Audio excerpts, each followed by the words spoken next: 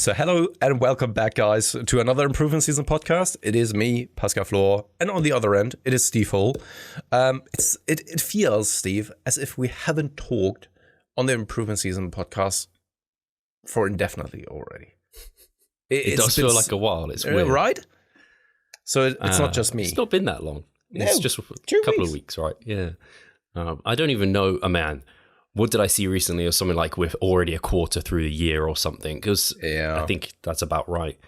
And I was just like, oh man, this year it's not been the best quarter of the year. No. And I'm like, man, it's gone so fast as well. So it's just crazy how fast time just seems to like blast by. And I was listening, I think again, talk about him a lot. Chris Williamson, Modern Wisdom podcast. He talked about something along the lines of like when people talk about like time flying by. So what is it? It's about having fun. I've forgotten the saying now. It's just gone out of my head. Time flies when you're having fun. That's the one. And he was like, actually, when you're doing a lot, it can seem like time's really slow. Like when you're doing loads of different things in your life, and it's when you're doing nothing much and it's just monotonous that time seems to just kind of fly by. I don't know if I actually completely agree with that, but in some ways I do see it where I sometimes have this where I wake up, do exactly my normal morning routine. I'm walking Ada and I'm like, it's another day of this. Is there nothing different going to happen today? Yeah. Do you sometimes feel that it's a bad thing and you would love more variability in your life? It's interesting because yes and no, because routine and habits, I think we've talked about it a lot on the podcast before, haven't we? Like we thrive off those. I like them a lot. And it always stresses me when I have something that's out of it. But at the same time, I can only deal with the same thing over and over again so much until I need something a little bit different to spice up life. Yeah. So a positive thing, hopefully, and not a negative thing. No, absolutely. I mean, I feel the same way. I love to be at home. And whenever I'm not at home for too long of a time frame, I am getting stressed because I just like being even on the treadmill in the morning, getting my walks in, instead of then walking through a village or a city that you are unfamiliar with. And that is not as lovely to go out on walks and all that kind of stuff. And I've realized it last week already, once again, when Katie and I, we were in Austria for another skiing trip, just the two of us this time for the very first time. And in the morning, I woke up and of course I walked through the village, and it was lovely, of course, with the mountain view and all that kind of stuff and the sun rising, but it's not the same. And I know this sounds super weird, but I'd rather have my first walk of the day going downstairs, making myself an espresso, drinking my whey shake, stepping on the treadmill, and then checking things. I like this more than going out on the first walk and all that kind of stuff, but at the same time, I've also very much enjoyed the time being there, skiing, hiking, and all that kind of stuff.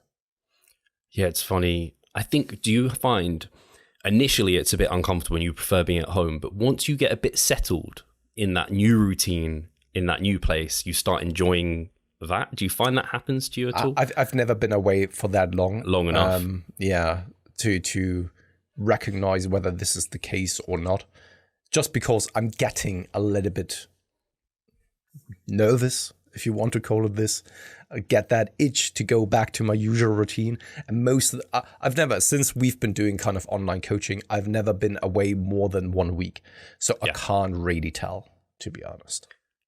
Yeah, I think the longest I've been away, maybe when I went, actually it would have been Australia, but we weren't working together at that point. And I think I probably had a client load of like 10 or something like that, where it didn't really matter at that point.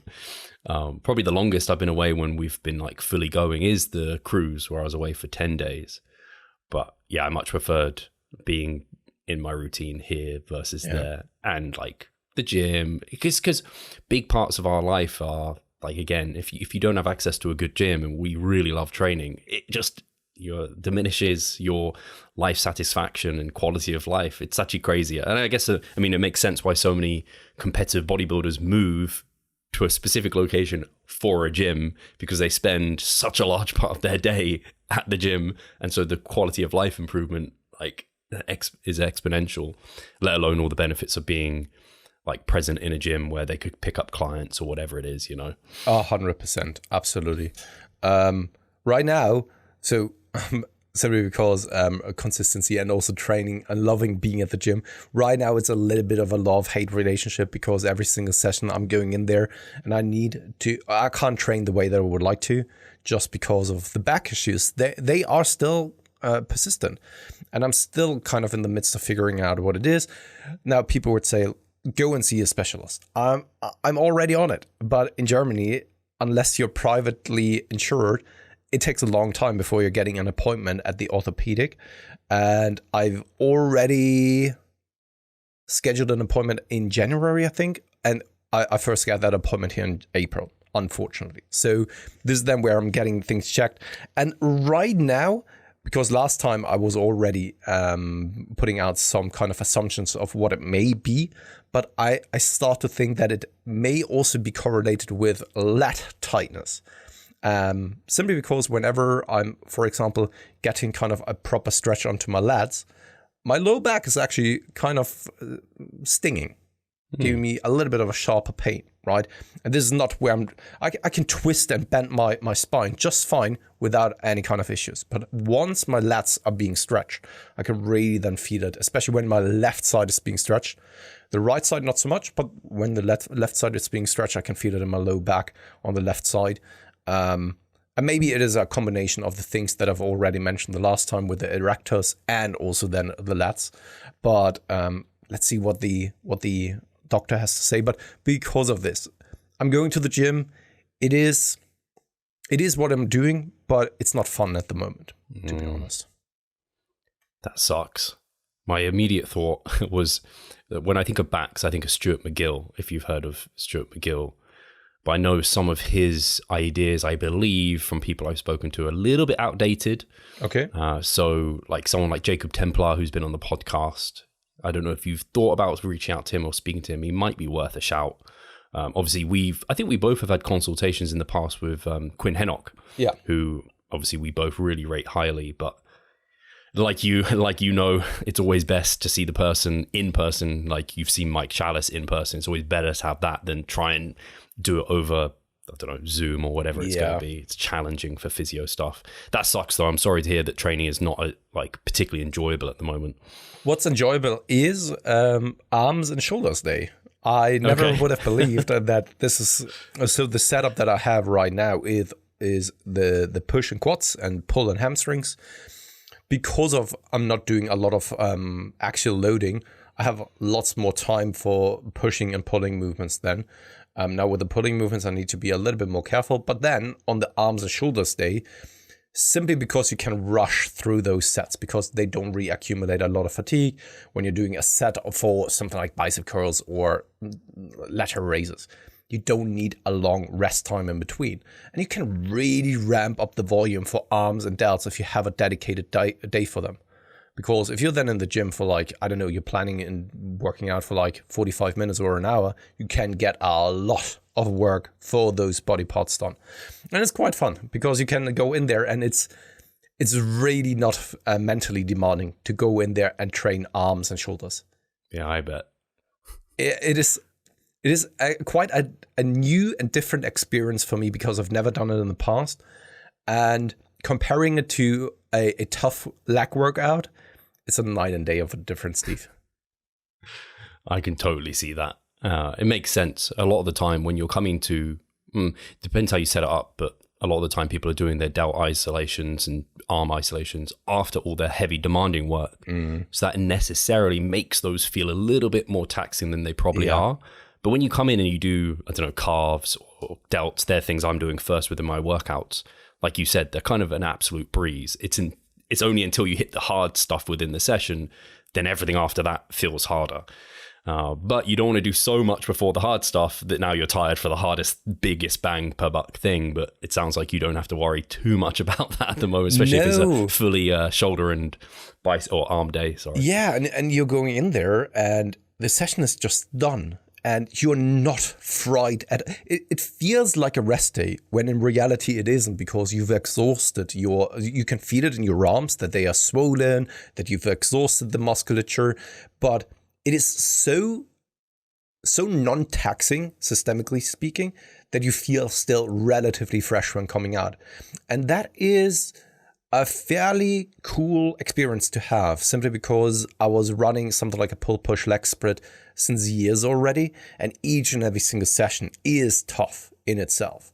And it's like you said, when you're then approaching the arms and the shoulder work, it feels like they are adding to the systemic fatigue, which they probably do, but only to a very, very little extent. And now, having it set up the way that it is right now, you go in there and it is just as if you're having 2 additional rest days for the entire week. That's what it feels like. Did you notice anything in terms of like soreness, more soreness after that than typical? Because I'm guessing it was more volume than you have normally done in one single session for those muscle groups. Even though that in the past I was always having a higher frequency for the delts and the arms, which is something that I'm still doing, because on the other days, as mentioned already, for legs, I have now less volume, and I'm trying to make it up with higher volume than for the upper body. So I'm still having a higher frequency, but more volume due to those dedicated days, and I'm still not feeling any kind of soreness or anything alike. And for the bicep, for example, normally I only do one exercise per day. And now I have like 2 where it's kind of a shortened and lengthened position, just kind of to complement things. And it feels absolutely all right. In the set themselves, of course, you're exhausting yourself and you feel like, okay, biceps fried, but then you're going over to the delts and then do something for the tricep, for example, come back again, do another round of bicep, and it just works absolutely fine.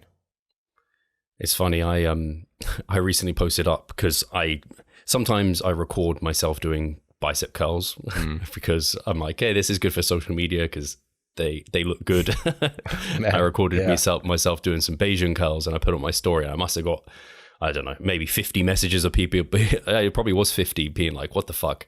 Because my arms just look ridiculous. I've seen the video that you're talking about. Yeah. So many people were like, how many sets do you do for arms? Like, do you prioritize them? I'm like, no. They're well on the back burner. And then someone was like, hey, maybe you should try prioritizing at some point, just see how crazy big they can get. And I'm like, maybe I will do that next off season. Just like have an arm day and see what I can do. Part of me thinks, I don't know if they'll grow much more than they already do. Like they grow so well without prioritizing that. And I wonder if it'll just be overkill. Like, you know, when you have just strong muscle groups, it's like, you probably don't need, like, I don't know, someone has huge calves like Jared Feather. Like if he prioritizes his calves, maybe they just like, I think you're bringing over that edge in terms of effective volume. I think you bring up a good point, because maybe you are doing the maximum amount of volume that is productive right now. It just from the outside looks so little, which in reality it probably is, but maybe that is the optimal amount of volume for growth for you, right? And doing any more than this doesn't really add any kind of benefits to it, just may then even at some point, as we know, with a bell curve kind of shape, have detrimental effects, where then shoulders flare up and all that kind of stuff, elbow joint pain and stuff like this. I will say, hopefully not anymore, but I was getting, I don't know if you ever experienced this, but in my wrist, having a supinated grip for curling was hurting. So I had to go to neutral for a while. But I just don't enjoy neutral grip curling. You just don't get that same stretch in the lengthened position when you're fully extended, like with a hammer grip. I just never got much from those movements. I mean, it's already when you're just doing it like right now. If you have a hammer grip and then you can feel it, right? Turn around and you can already feel the position of the bicep. And in my personal experience, putting it into that proper kind of position where it's like this, of course, shortened, but then you get a proper stretch in, feels so much more productive than hammer curls. Hammer curls never has given me anything, even if I'm doing them. No real pump, no real kind of productiveness in that sensation. Everything else just feels so much more productive. That's the only way that I can phrase it. Yeah, for sure. But the other thing, I do train my triceps a fair bit, with probably close to double the amount of volume I do my biceps at the moment, because triceps are, I don't know, in my head, because I get so many comments on my biceps, I'm like, well, I better make my triceps bigger. So I like to push those still. but they're well on the back burner, like everything else. So in terms of your everything else, then I guess you're still coasting on like a slight like maintenance type of deal at the moment, and just happy sitting there. Yeah, and I'm even contemplating with the diet that we've been talking about, like, is now the right time? I mean, I'm getting still sufficient work in, and yeah, I don't know. So nutritionally speaking, right now, I'm just floating, so to speak, which is not necessarily a bad thing. It allows for high level of flexibility. I think that a lot has changed over the past years when it comes to the mentality around eating as well. And right now, I'm feeling good when going into the training sessions with the energy that I have, with the recovery that I have. It's just, of course, muscle tightness, especially surrounding the back, which is annoying and which then causes you to be a little bit more cautious with how hard it is that you're pushing yourself. And when it then comes to the cutting phase, I want to go back to a cutting phase soon. It's just because I've been not in a cutting phase for such a long time. And I don't know if that's the right way to look at things. Yeah, it's always typical, isn't it? I have it with clients where, I don't know, they're injured and they can't quite put everything into their training they'd like to. And so they're like, oh, I want to progress on something. Let's do fat loss. And you're like, it's probably not the right move to make when you can't train hard like you should. But if you can provide the stimulus to the muscles and they can like stick around, then it's not a bad thing. And you could always enter a smaller deficit potentially.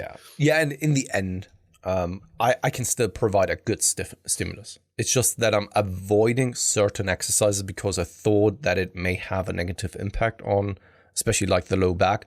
But for example, here today, I did hyperextensions, which has, of course, then the flexion of the spine, because I've realized that the pain that I'm experiencing never really comes when I'm flexing my spine. It only comes when I'm stretching my lats. And I was then in that position and it turned out just fine. I'm not in pain, I'm not in agony right now, which then gives me the signal that probably hip hinging without loading the spine probably too much is fine, right? Yeah. And this way, you can then figure out for yourself on what is probably acceptable in a situation like this and what isn't, we are all kind of experimenting for ourselves. Yeah. Right? And this is one of those. And this is also why I think having a coach that has a great amount of experience may be so valuable, because he has probably seen it all, or at least a lot of things, and can reply in a certain manner, in an appropriate manner. Yeah, it's experience is something you can't, like research can never cover the level of experience that a coach that's worked with thousands of different athletes through long periods of time, or even hundreds of different athletes over a long period of time. Because if you do that, you take someone from A to B, and it's like you just learn so much. So you just have those quick answers for people. And I know that when I first started, like you get questions and you're like, I got to see a textbook or something like this. Whereas now you're like, man, I experienced with that with 10 other clients. Let's do this, which is great. Out of interest, this is a very specific question. How do you like to load the back extension? Like when you're adding weight to it? I've been playing around. So this is a great question, Steve, because I've been playing around with it over the past half to a year or so, simply because I do like the hyperextensions. They give me a pump in the glutes like nothing else does. Also, when I'm trying something like RDLs or SLDLs or good mornings, which are very, very similar in the movement pattern, none of them give me the same pump in the glutes as this does. And the problem is, though, for the hyperextension that I have at the gym, you can't go too far down because then the barbell may then touch the floor. So I've been playing around. At some point, holding kind of a plate across the chest, but you're quickly getting to the point where this is too light. And then you're getting into that very, very high repetition range. So if you're not too strong on a movement like this, holding a plate across the chest may be feasible. Then I moved over to something like dumbbells. It's all right, but also the heavier you go, the bigger the dumbbell, the more likely it is that you're then touching the floor and you are diminishing the range of motion that you want to achieve. So and also it's uncomfortable dragging the heavy dumbbells over then to the hyperextension because the dumbbells aren't really positioned at the hyperextension machine. So then I've played around with actually getting a smaller barbell, because we have those smaller ones as well for kind of curling movements, and load them with smaller plate sizes, such as, I don't know, a couple of 5s, a couple of 10s or so. But also there, it's getting quickly very, very inconvenient. And also you're getting quickly to the point where you need to use so much load that the circumference measures of the plate exceeds the size that is appropriate in order to still get a proper range of motion in. And then we have those pre-adjusted barbells, where it's kind of like, I don't know, not every gym has that, but where there's just a fixed weight on the barbell, and most of the time those, it's not a plate, it's just kind of, I don't know, something out of rubber or so, right? And they are perfect for this. We have some that go up to 50 kilograms or so, which is perfect. And then you can also have a wider grip so that you can get a little bit more range of motion. And that's the way that I'm playing it right now. So getting with some of those over there, having a wide grip, as if you're doing a snatch grip deadlift or so. Yeah. I'm playing with this. And then at some point, probably, I don't think that I will get ever as strong on that movement where I need to have even more weight than those 50 kilograms. And then you can always play with repetitions and all that kind of stuff. I like that answer because it's funny. It's something I've been going through recently because I plugged them back in. Because the back extension I have available at Yorkie's, it is high off the ground, which is great. And I actually put some plates underneath the front to make it a little bit higher as well. Steve, before you continue talking, do you still have that shitty hyperextension machine where you don't have, what is it, the pad on the calf? Behind the calf. Yeah, exactly. Man. But what I found is if I shove my feet really low on the platform, they can stay very locked in, and it doesn't become the friction. Then just and by being even further down, it puts me in an even more biased, stretched hamstring position, almost like you're standing more upright. So that actually became useful. But I was holding kettlebells because, again, similar to you, it's upstairs. There's no weights up there apart from kettlebells. But I was quickly finding these are the most awkward fucks to hold on to during the lift. And I was also doing I was trying to as I came down, lift it away so I wasn't touching the floor and I could get more of a stretch. And it was just becoming I was focusing so much on the load and carrying that I couldn't focus on reps. But I know when I used a barbell, I've done a barbell on my back before doing it, which is great until you approach failure. And then you're like, where the fuck am I going to put this barbell? It's so awkward. Yes, that's the thing, right? Because when I talk through it, some people may have probably thought why aren't you just picking up a barbell, put it on your back and then doing them?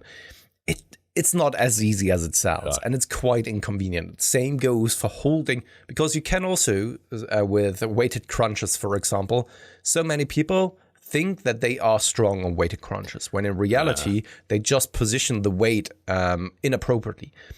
You can use a 5 kilogram plate, hold it above your head, and then do the crunches, which then the lever arm and moment arm puts you in a disadvantaged position and makes it so incredibly harder. Those 5 kilograms feel like 15 or 20 kilograms. And you could do kind of the same as well, but once you approach failure, you have, it feels more like as if you're fighting, just holding the plate in the right position when you're doing hyperextensions, and not just letting it slide and come forward, rather than focusing on just the hyperextensions themselves. Yeah, so that quickly became not a good idea. And I've just moved to holding dumbbells, because then with those, I can use my Versa grips. It's not a problem, but it is cutting my range of motion a little bit because I'm not going to flex my arms doing that. So I don't touch the floor because my biceps just get fucking really fatigued very quickly. So I have my arms out in front of me, and my hamstrings feel it today a little bit, which is good. So I think that's my best at the moment, but we do have those preset little barbells as well. So I might see how heavy those go and see if I can somehow get it upstairs, because I have to go up a narrow corridor of stairs to get these up. It's quite a Yeah, I mean, especially later on within the mesocycle, as I'm tired, I'm going to be like, fuck this shit. I'm just going to go on the leg curl machine or something. I can't be bothered. This is one of those things where I wish that we had access to just like the dream gym, and you have all of the equipment, all of the machines. Because also right now with the injuries that I'm dealing with, I would love to have access to something like a pitch arc or kind of belt squat machine. It would be so freaking amazing. But I don't. So I need to do Bulgarian split squats, and it is always kind of tough. I wonder, I tried to set up I did belt squats during COVID from home, and I did it on the cable machine, my lat pull down, and I did it from a barbell. I wonder if you could set either of those up, but it might not be worth the hassle. The thing, when it comes to exercises themselves, I don't really care as much what other people think about me when doing certain movements. But when it comes to that very exotic things where I'm then stepping on 4 different boxes, put a cable on then the tower on the cable stack just to then perform belt squats, I don't know how I would feel about this. If you need to become an I don't know, engineer, for example, in order to make a machine work, I think you're going one step too far. Yeah. I know what you mean. Yeah, it definitely, especially with the barbell, it's quite a convoluted setup. Yeah. On the cable machine, I don't think it will work super well in like public gyms or whatever. And then there's the just awkwardness of the belt, and if that starts digging into your hips, all this sort of thing. So yeah, that's unfortunate. So yeah, with the back extensions, I had nothing more on that. That was my niche question. Then let's change topics. Let's first take a break, and then we will be back with a question for you, Steve.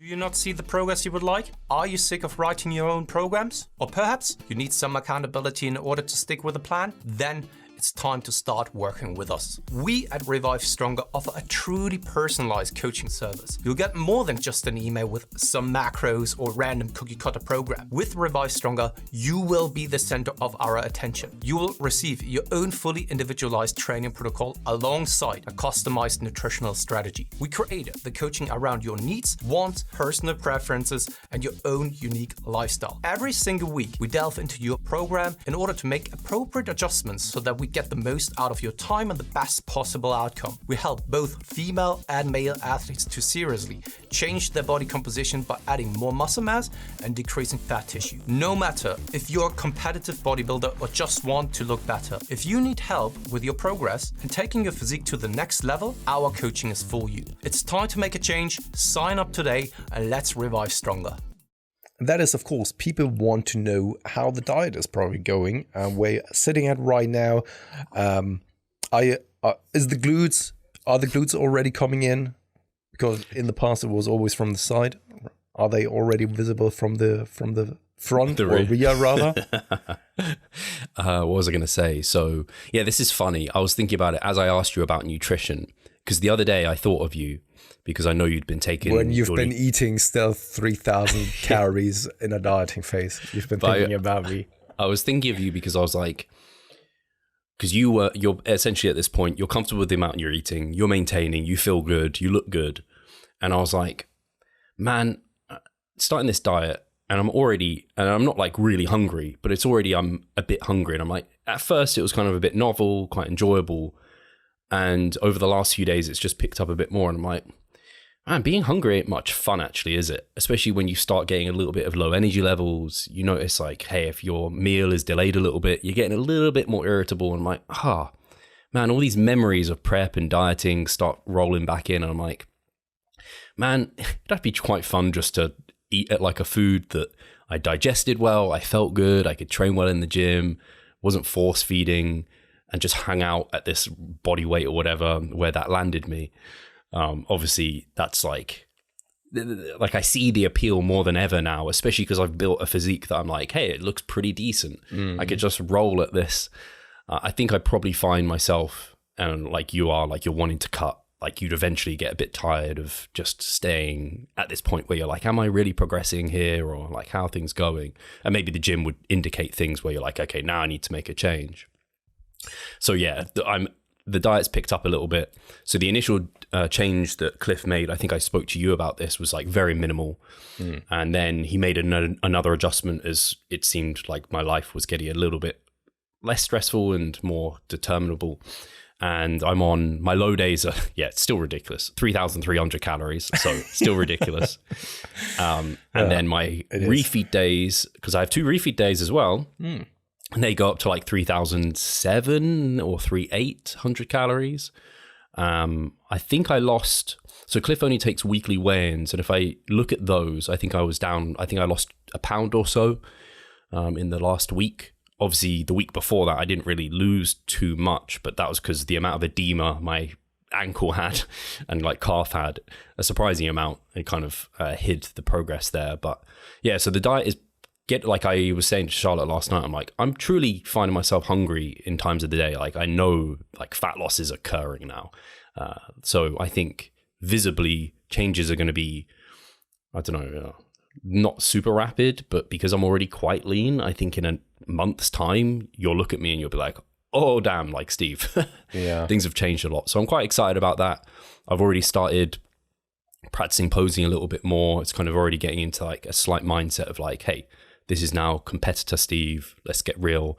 So I positioned, because I take my photos in this room or my like video check-ins. So I have my light, I have like a black background here. And I was like, ideally, whenever I take those, I don't have any feedback. I'm just doing it based off what I think the position I'm in is right. So I have no mirror. So I was like, ideally I have a mirror. So now there was a mirror upstairs we weren't using. I've positioned that here so I can kind of see myself, get some feedback. I'm like, okay, so I have a little bit of like a posing room for myself in a way. And so I can start moving forward at that, because I just know it's the front relaxed, obviously, that I always talk about is the kind of my Achilles heel.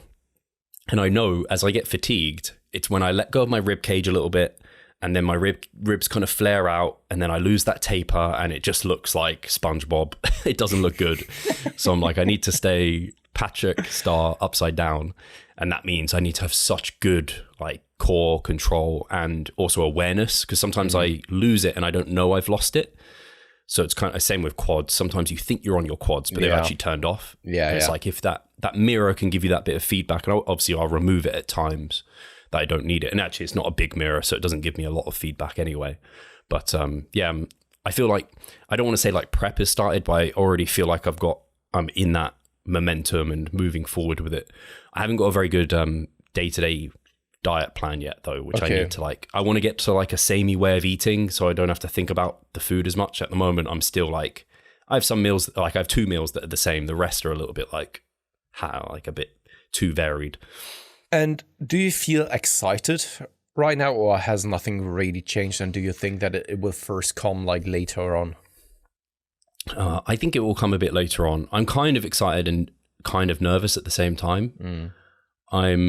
Because I think I've made good improvements, but I want to see them, like really see them when I'm leaner, and then that will excite me. When I start seeing myself maybe at like mid 180s and being like, hey Steve, you have not got much to lose now.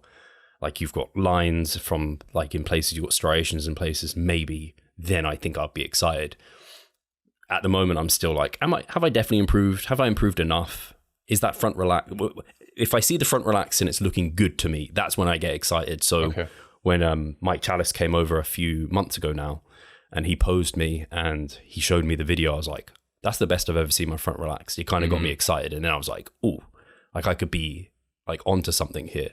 When I see that, if I keep seeing stuff like that where I'm like, hey, this looks good. Like, I think it looks good. That'll start exciting me. But at the moment, I'm getting glimpses of that. And then I'm getting glimpses of like, Steve, you look like shit. And so I'm like, I bring myself down to reality. Do you think that it will get any kind of better throughout prep because you now have the experience? Or do you think that this is something that most competitors will always have, those self-doubts, especially when you're deeper in prep and you're getting a little bit flat and all that kind of stuff, that those doubts creep into your head? Or do you think that with more experience, more muscle mass, a better look, an improved look on a seasonal basis, that is better? I hope it's better. We'll have to see. I think it should also be better having Cliff there, because I think having someone in your corner that you trust. I mean, it should be better, but I mean, he might tell me that I'm looking like shit. I don't know. So if he does that, then I'll be like, oh, goddamn, let's cool prep here. But if he's like, no, you're looking like things are good. Like if he says that, I'm like, hey, game on. And I think that'll put me in a good position because I think you have those clients who really respond well to, I don't know, either pushing or pulling. Sometimes some clients need a bit of a like kick up the arse. Others need to be like, no, you're doing really well. And then you see them change. And I think I'm one of those, I don't know exactly, Cliff will work it out, but I think giving me a bit of motivation, or not motivation, but a bit of reassurance, I think will go a long way for me because it's just in life, I have huge self-doubts. So I think that would be helpful. So I think this year will be better. I do. Yeah. No, especially if my waist comes in quite a bit. I hope it does. I feel like I've got a fair bit of fat over my abs. Yeah. I mean, it might be in my relatively, head. Yeah, relatively speaking. I mean, you still have a long way to go. Still have half a year basically for the important shows for you. That is, of course, in the latter part of the season, right before Worlds, I would very much assume, because I think that your overall goal is to get the pro card and then go to Worlds. So, man, that would be, I don't expect that by any means. More of my expectation is I just want to make sure I get to Worlds. If I don't get to Worlds, I'll be devastated. But it depends how the season goes. Like if I feel like I, again, brought my all-time best, I did everything I could, like I'll be devastated still, right? But I'll still be like, hey, I couldn't have done anything about that. Yeah. If I can go pro, wow. Like I don't have expectation. I still think I'm an underdog in terms of like someone to get a pro card. I'm not I think some people might, but people who really know the sport, like yourself, and you know the level of competition, especially like in the UK, the chances of me going pro are like, I would say slim. Yeah. So if that does happen, wow, like I must have done something really good there. Everything must have been in my favor in some way or shape or form.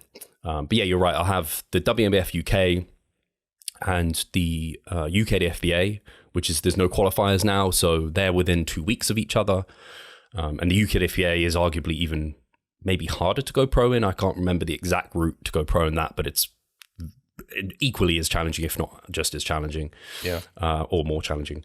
And then, Worlds is like 2 to 3 weeks after that. And I don't know if I mentioned it before, but Cliff, when we initially chatted, I think he said he wanted all my shows done within 4 weeks, maybe up to 6. Whereas I'd like mapped out quite a few shows where I was like, oh yeah, maybe I'll do like a warm-up show here, this.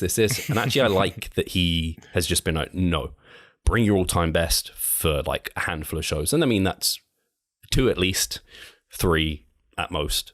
And I'm happy with that. I don't think I'd want to do just one show, but if I can do 3, that's cool. Yeah.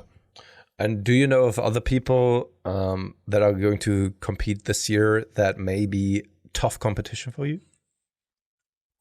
So is Charlie once again competing? So I don't know. He doesn't really post on social media, so no one knows what's going on with Charlie. But he competed recently, actually. Yeah. Was it last year? I think it was last year. Yeah. And so I have a feeling he's not, which I think is, I mean, if he is, he would be, but I think his structure is challenging for mine. So it's kind of useful that he wouldn't be. I know Martin Lamont he's a WNBF judge. I went to Worlds with him. He won WNBF Worlds. I think it was lightweight class. So he won that amateur class. I did come ahead of him by 1 spot and a handful of points. Oh no, wait, a handful less points because lower points is better. So he will be challenging. He's a like world-class bodybuilder. He's won various championships and he's won more than I have. Like if you look at our history and like whatever, our like scorecard in that sense, he would be a better bodybuilder than me, but I did come ahead of him in that WNBF UK. So yeah, he'll be a challenge to come against, and that should be quite fun because again, we're both judges, we're both like similar ages and stuff. So we just have to see what goes on there and what he can bring. But I'm not too sure about. I don't really kind of want to know in a sense. I quite like not knowing and just kind of going down my own journey. But I think it will become. Because some people won't have even started prep yet because it's ages away. That's why I don't know if I would call this prep. I think probably Cliff envisages that I'm going to have a bit of a break at some point, maybe even a couple of weeks or maybe longer to break up the diet. I don't know. He said that might happen. So yeah, I'm not completely sure. I know AJ Morris, I'm pretty certain, is competing this season as well. But whether or not we'll come head to head, maybe at the UKFBA, I imagine we would if it's all the same, because unless one of us is shrunk or grown or something, they're height classes as well. I don't think he'll do the WNBF UK. He might be. So he would be there too. So, I mean, he obviously won the UKFBA title last time I came against him. So, I mean, yeah, that'll be tough competition. Yeah. No, absolutely. I mean, also there, once again, I can only reiterate, you still have plenty of time, and I don't really want you to think about the competition too much, because in the end, you may very well be aware of who's showing up, but in the end, you do your own thing, and that's all you can do. Yeah. And hope that the others mess up the peak week. Yeah, let's... my peaks, I mean, if Cliff's like track record is anything to go by, they should be... I don't know if it would just be interesting how he peaks. I think a lot of people think he's just rapid backload guy, and obviously that's what he's become famous and world renowned for. But he definitely doesn't use that for everyone all times, as we learned when he came over and did a seminar. Yeah. So it'll be interesting to see what he decides we go for.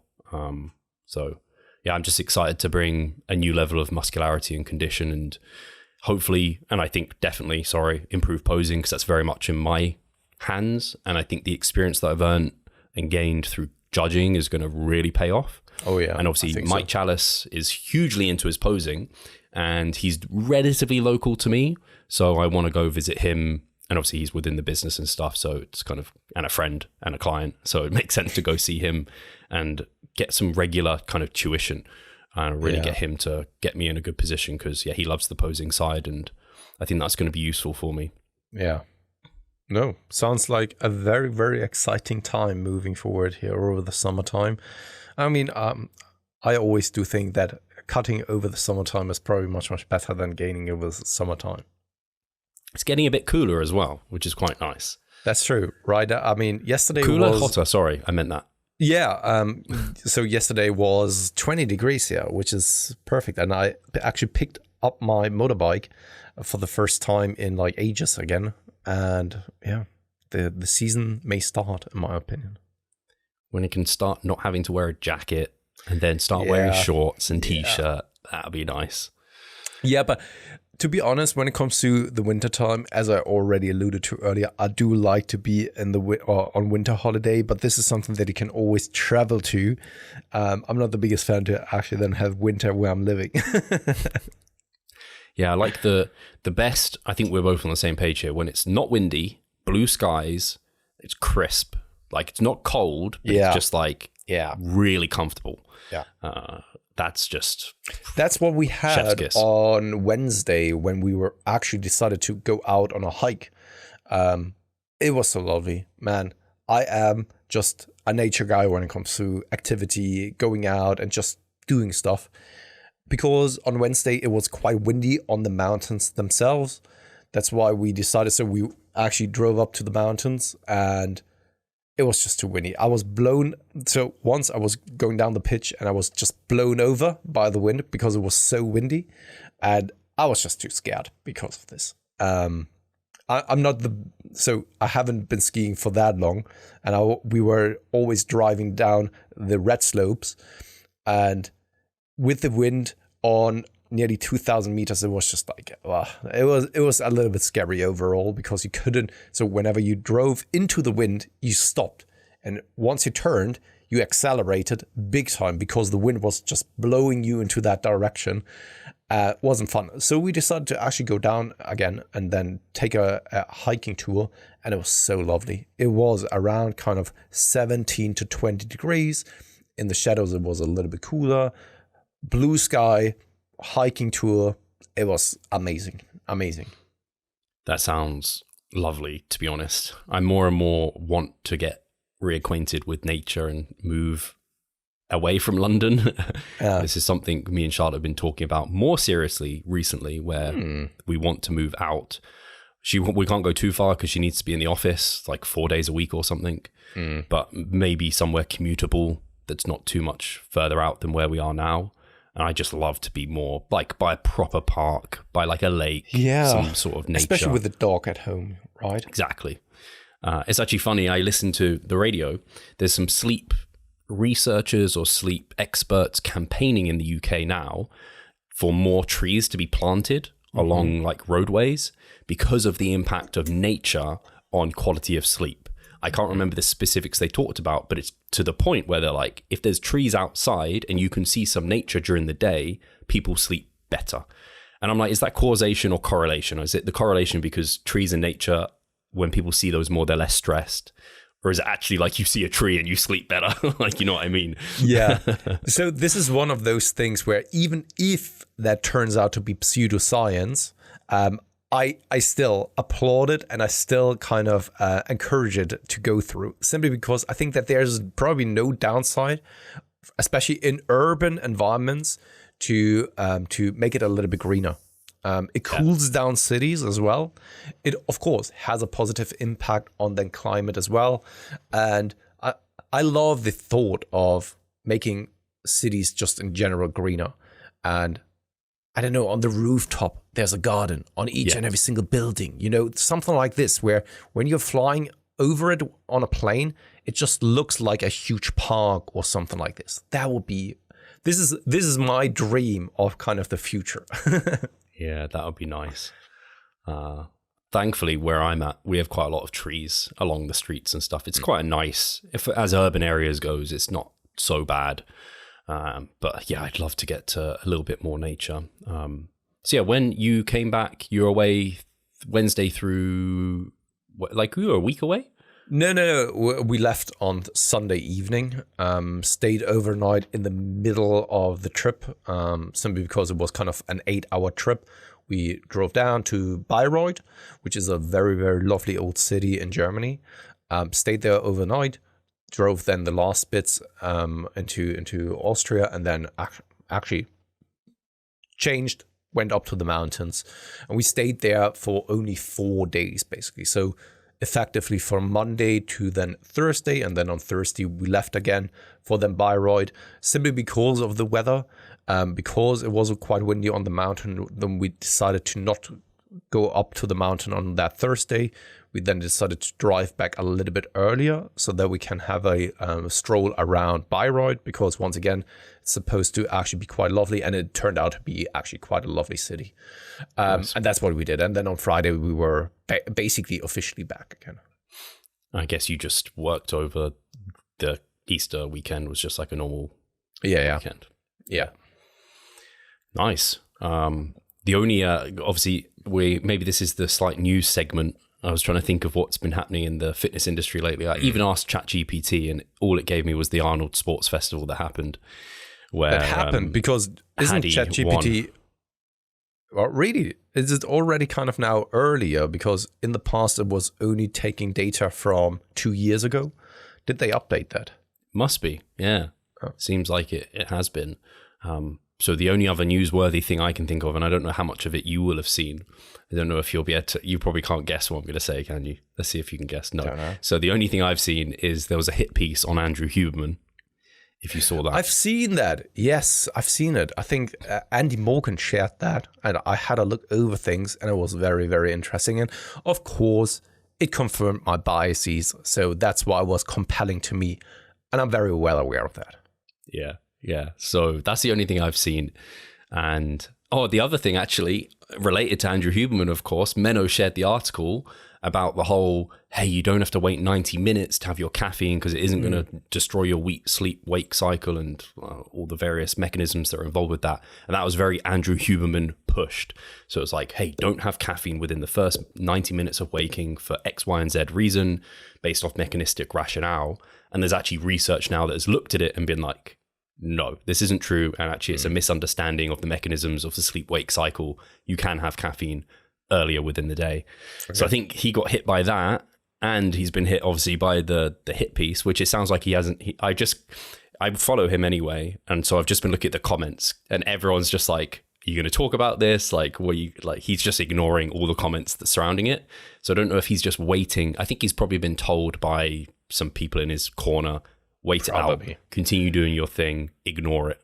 I have the feeling that those kind of things happen so often that those who rise to the top quickly always fall to the floor quite quickly. Again, because some kind of shocking revelation came out. They've never really built their credibility and reputation based on like work over years that is credible. Because to me personally, at least, credibility requires a lot of years to be built. And then people notice. And then it's also much, much harder to destroy it. However, when it's quickly actually rising to the top, it is very, very common, in my personal opinion, that those people also did some shady things in the past, maybe, that led to that approach, where they are then just like seeking quick fame, quick attention, and it comes at a cost most of the time. Yeah, I haven't actually read the hit piece because I started to, and it was quite long, and I was like, okay. But apparently it was surrounding some women that he had lots of relationships with that were inappropriate. I don't really know the details of that, but that's one thing. And then the other, he got quite a lot of hate about AG1, which I'm glad he did, because I actually recently did a reel on greens powders, and I'm just like, people think these are legit because they just aren't thinking it fully through. It's just like, oh yeah, screw fruit and veg, or like I need this on top of my fruit and veg. It's like there's actually no research looking into what's actually in these things and that they're doing something particularly promising for health. So I'm glad that he got kind of taken at that, because again, he puts himself forward as someone credible, very evidence-based, and like you should trust him, but he's just making a killing out of AG1.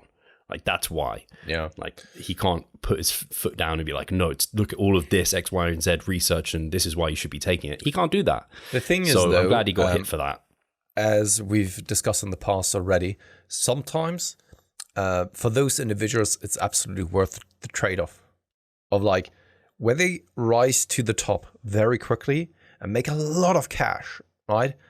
It doesn't then matter if they are then being caught like afterwards, because they have already reaped the rewards. They have already then built an empire and have a great amount of wealth now under them. So if their reputation is now destroyed, sometimes they don't even fucking care anymore, because they have already kind of lots of money and all that kind of stuff. Now, whether they keep the money afterwards is another form of discussion, because most people who rise to fame and come to quick forms of wealth lose it as well as quickly again. But I think that sometimes, and this is why sometimes I think scams and frauding people may even be lucrative for some, because the consequences are less severe as the potential rewards. The person that comes to mind when you talk about this is Liver King. Yeah, for example. Everything that he did. Yeah, because I think that he made a lot of money in the meanwhile. Yeah.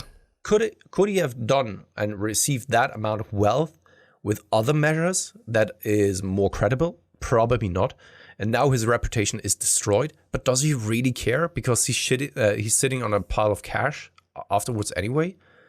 And most of the time, it's kind of like, I don't know, it was absolutely worth your reputation being destroyed for then the amount of money that you're making. If you then can, I don't know, retire early or so. And that is fucked up if you really think about it. Yeah. Yeah, it's a crazy one. I couldn't ever just, the psychological torment I would have for that sort of thing, I can't deal with it. I wouldn't be able to deal with it at all. It takes a certain type of person to believe that that's the right thing to kind of go down and do.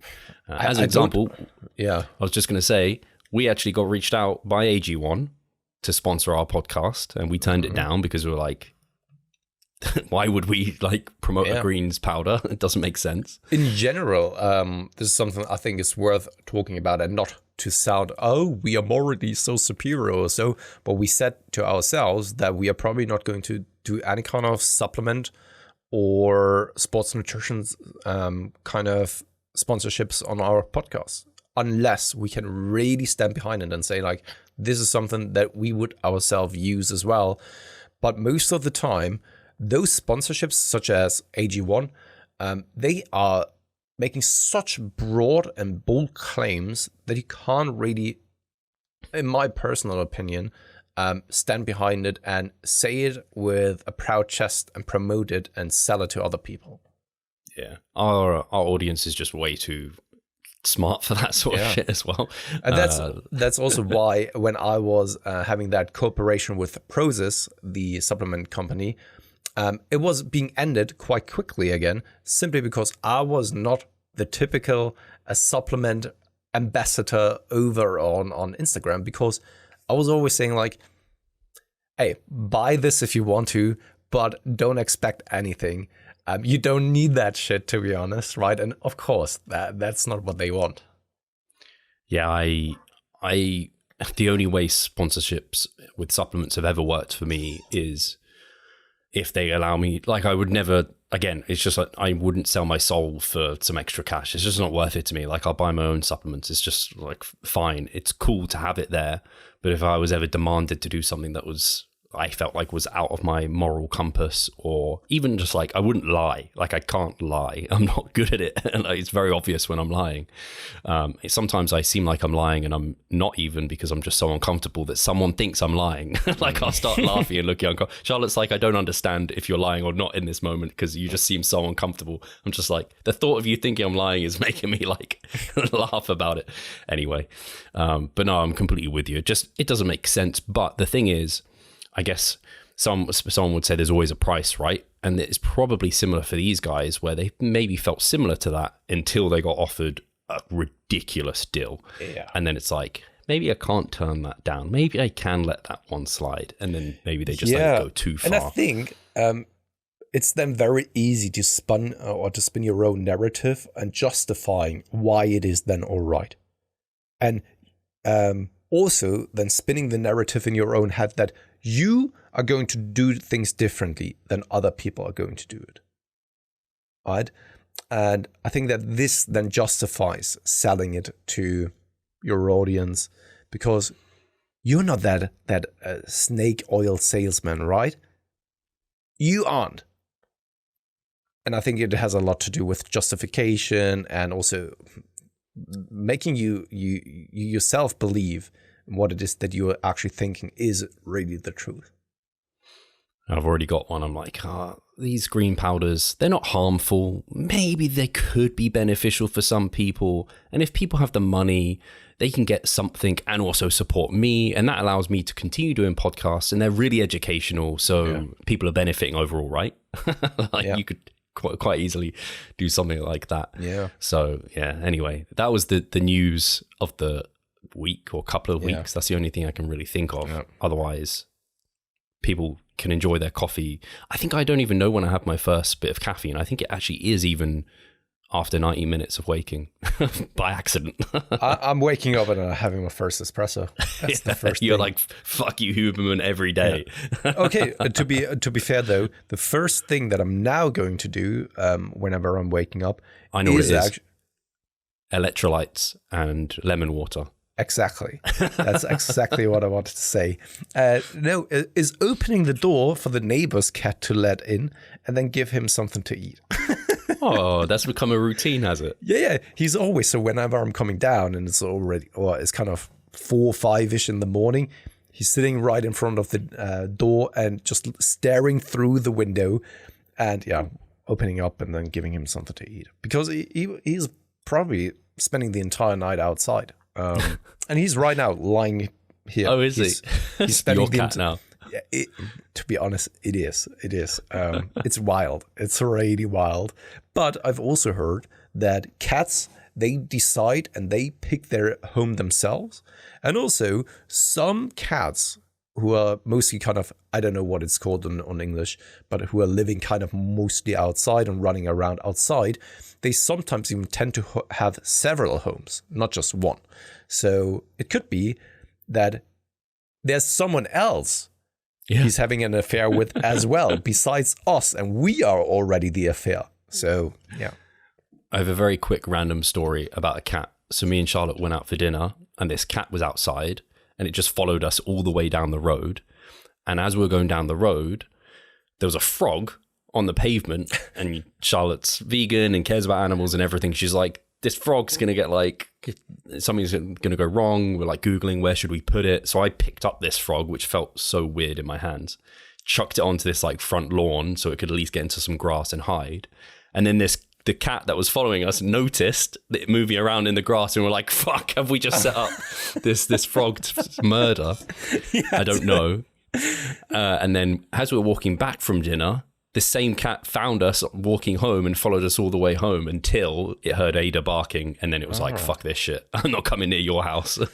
Steve, you're quite responsible for a frog being murdered on the streets of London. We're like trying to get the cat away from this frog. Yeah. Felt awful, to be honest. I blame Charlotte. She was the one who made me move it.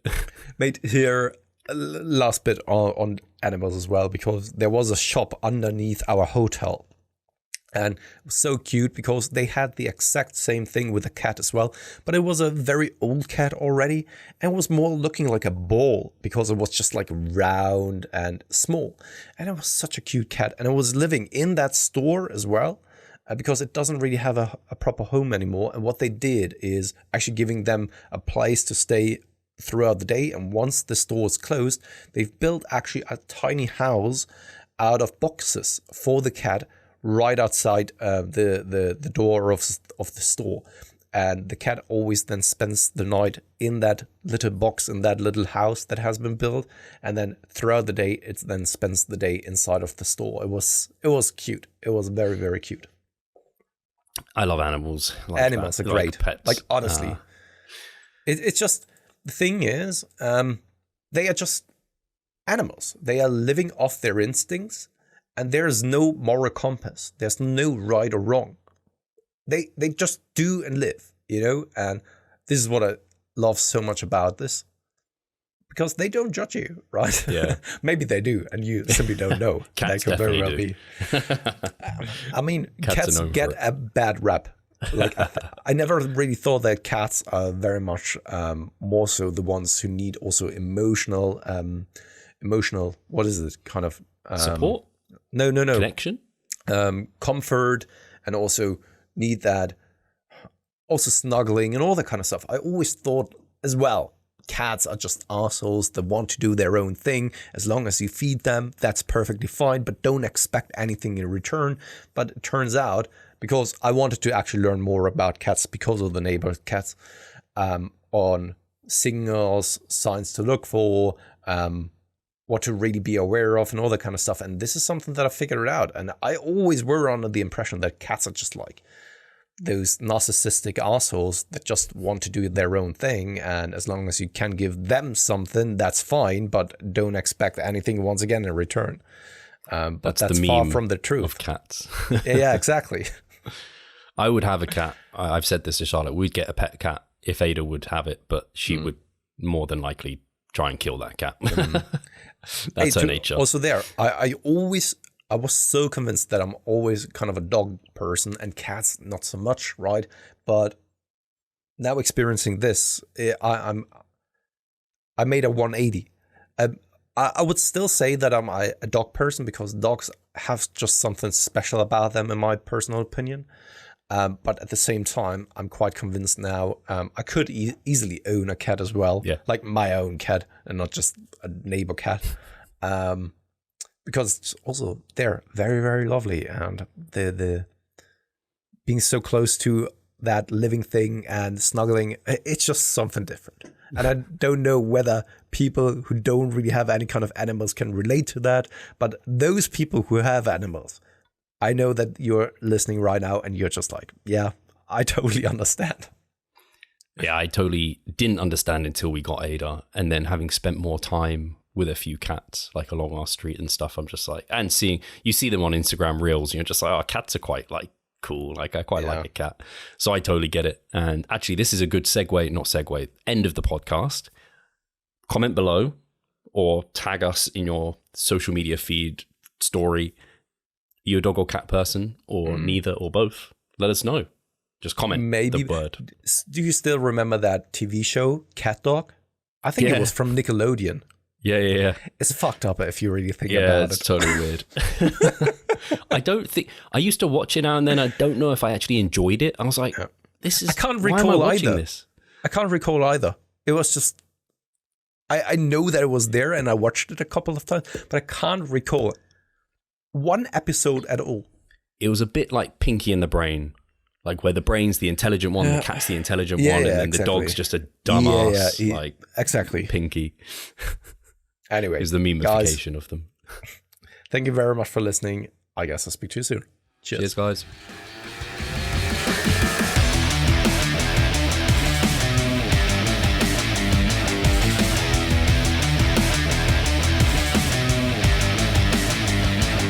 Losing weight fast while maintaining muscle mass. Sounds too good to be true, doesn't it? It isn't though. It's reality and we know how to do it. And we will help you achieve this. The Minicut Movement is an 8-week fat loss program to make you lose a huge chunk of fat while maintaining muscle mass at the same time. We will support you from the beginning to the end so that you see the results you would like to and come out of it much stronger. You'll receive a fully automated spreadsheet that is based on your nutritional needs. You can choose between 6 different male and female training templates. Over 30 videos will guide you through each and every single step of the Minicut so that you're getting the most out of your journey and that you always know what to do. But the best thing is that you can start whenever you want. The Minicut Movement is open 24/7. So if you want to learn more or you're ready to sign up, hit the link in the description below. So let's revive stronger together.